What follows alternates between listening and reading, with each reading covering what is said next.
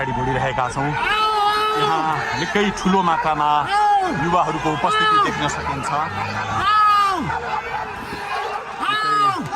ठुलो मात्रामा युवाहरूको उपस्थिति, प्रहरीको बार तोडेर दुर्गा प्रसाई आफै अगाडि बढ्दै हुनुहुन्छ।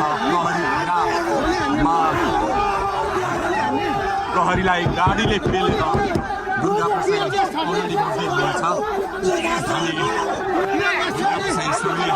अगाडि बढ्दैछौँ। यहाँ कसैले रोक्न सक्ने अवस्था छैन। दर्शकले प्रहरीलाई दुर्गा प्रसाई पेलेर अगाडि बढिराख्नु भएको छ।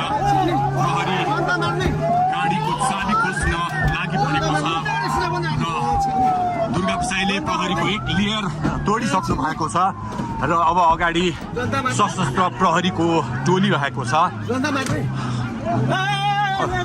उहाँ अगाडि बढिराख्नु भएको छ। यो गाडीमाथि प्रहरीले अन्धाधुन्दा लाठीचार्ज गरिरहेको छ। तपाईँ देख्न सक्नुहुन्छ दुर्गा प्रसाईको गाडीलाई प्रहरीले रोकिराखेको अवस्था। उहाँले यो प्रहरीका सम्पूर्ण सुरक्षा घेरा तोडेर दुर्गा प्रसाई अगाडि बढ्नु भएको छ र यति बेला तीनखुनेको यो पुलबाट अगाडि बढिसकेको छ। यो दृश्य अगाडिपट्टि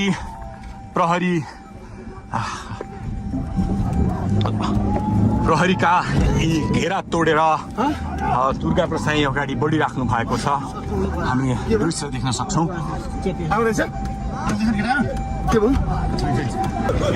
दुर्गा प्रसाईको गाडी भएको ठाउँमा प्रहरी आइपुगेको छ। प्रहरीले घेरा हालेको छ। दुर्गा प्रसाईका बडीगार्डको टाउको फुटेको छ, गाडी फुटेको छ र दुर्गा प्रसाई सुरक्षित हुनुहुन्छ।